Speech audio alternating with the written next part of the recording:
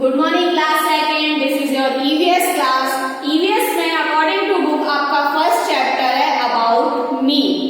Book read करवाने से पहले मैं आज आपकी एक क्लास ले रही हूँ। मैं जानना चाहती हूँ कि आप लोग कितना जानते हैं अबाउट योर सेल्फ। ओके, सो मैं आपको यहाँ कुछ फिल इन द ब्लैंक्स मैंने आपको यहाँ बोर्ड पर शो किए हुए हैं, इनको आपको खुद फिल करना है।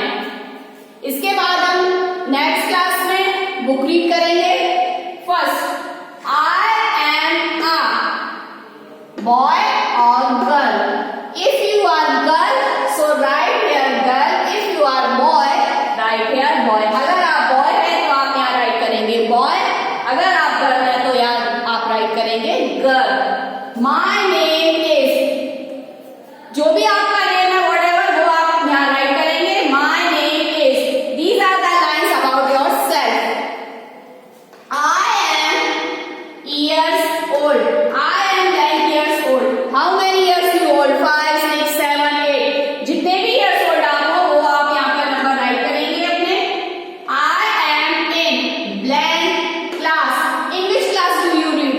आप इस समय करंट किस क्लास में रीड कर रहे हैं उस क्लास का नंबर आप यहाँ राइट करेंगे। If you are in first class then write here first. If you are in second class write here second. If you are in other class so write here the name of class.